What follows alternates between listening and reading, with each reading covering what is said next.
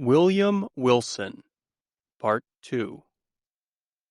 In the first part of my story I spoke about my life at my first school and about the other boys, over whom I gained firm control. But there was one boy who would not follow my commands, who would not do what I told him to, as the other boys did. His name was the same as mine, William Wilson. Although he did not belong to my family in any way, he seemed to feel some love for me, and had entered the school the same day as I had. Many of the boys thought we were brothers. I soon discovered that we had been born on the same day, January 19th, 1809. Wilson continued his attempts to command me, while I continued my attempts to rule him. The strange thing is that, although I did not like him, I could not hate him. We had a battle nearly every day, it is true.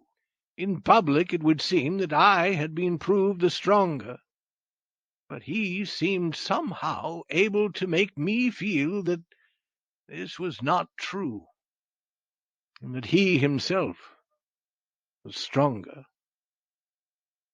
Nevertheless, we continued to talk to each other in a more or less friendly way. On a number of subjects we agreed very well. I sometimes thought that if we had met at another time and place we might have become friends.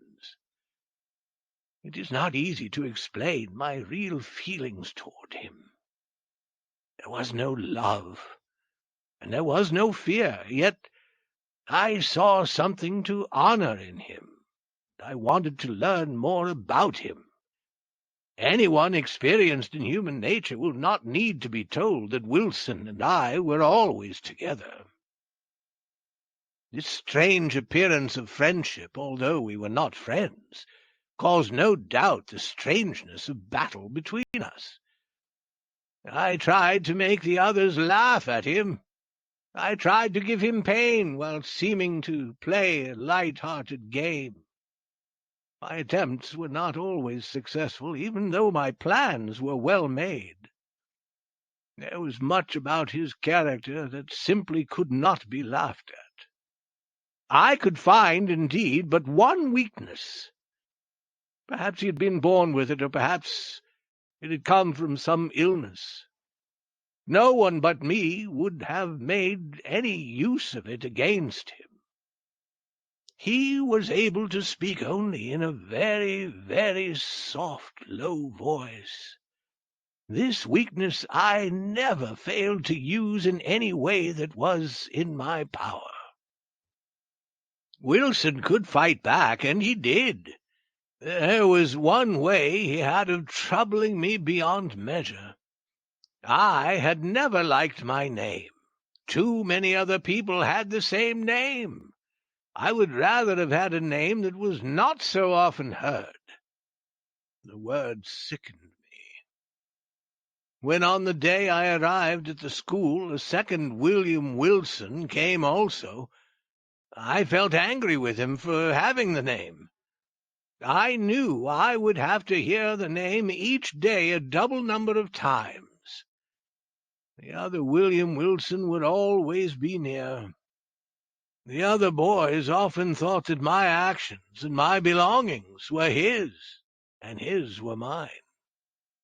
My anger grew stronger with every happening that showed that William Wilson and I were alike in body or in mind.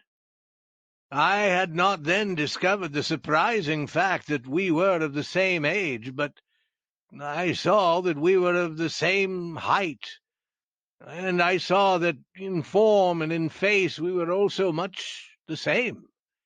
Nothing could trouble me more deeply, although I carefully tried to keep everyone from seeing it, than to hear anyone say anything about the likeness between us of mind or of body or of anything else. but in truth I had no reason to believe that this likeness was ever noticed by our schoolfellows. He saw it, and as clearly as I. That I knew well. He discovered that in this likeness he could always find a way of troubling me. This proved the more than usual sharpness of his mind. His method, which was to increase the likeness between us, lay both in words and in actions, and he followed his plan very well indeed. It was easy enough to have clothes like mine. He easily learned to walk and move as I did. His voice, of course, could not be as loud as mine, but he made his manner of speaking the same. Ah, how greatly this most careful picture of myself troubled me, I will not now attempt to tell. It seemed that I was the only one who noticed it. I was the only one who saw Wilson's strange and knowing smiles, pleased with having produced in my heart the desired result. He seemed to laugh within himself, and cared nothing that no one laughed with him. I have already spoken of how he seemed to think he was better and wiser than I. He would try to guide me. He would often try to stop me from doing things I had planned. He would tell me what I should and should not do, and he would do this not openly, but in a word or two in which I had to look for the meaning. As I grew older, I wanted less and less to listen to him. As it was, I could not be happy under his eyes that always watched me. Every day I showed more and more openly that I did not want to listen to anything he told me. I have said that in the first years when we were in school together, my feelings might easily have been turned to friendship. But in the later months, although he talked to me less often then, I almost hated him. Yet let me be fair to him. I can remember no time when what he told me was not wiser than would be expected from one of his years. His sense of what was good or bad was sharper than my own. I might today be a better and happier man if I had more often done what he said. It was about the same period, if I remember rightly, that by chance he acted more openly than usual, and I discovered in his manner something that deeply interested me. Somehow he brought to mind pictures of my earliest years. I remembered, it seemed, things I could not have remembered. These pictures were wild, half-lighted, and not clear, but I felt that very long ago I must have known this person standing before me. This idea, however, passed as quickly as it had come. It was on this same day that I had my last meeting at the school with this other strange William Wilson. That night, when everyone was sleeping, I got out of bed, and with a light in my hand, I went quietly through the house to Wilson's room. I had long been thinking of another of those plans to hurt him, with which I had until then had little success. It was my purpose now to begin to act according to this new plan. Having reached his room, I entered without a sound. Leaving the light outside, I advanced a step and listened. He was asleep. I turned and took the light and again went to the bed. I looked down upon his face. The coldness of ice filled my whole body. My knees trembled, my whole spirit was filled with horror. I moved the light nearer to his face. Was this the face of William Wilson? I saw, indeed, that it was.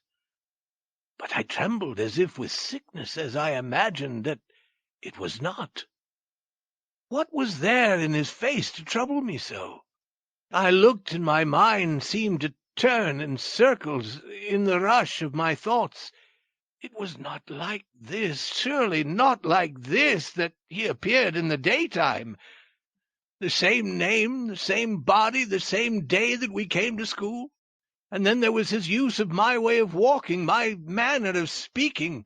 Was it in truth humanly possible that what I now saw was the result, and the result only, of his continued efforts to be like me? Filled with wonder and fear, cold and trembling, I put out the light. In the quiet darkness I went from his room, and without waiting 1 minute, I left that old school and never entered it again.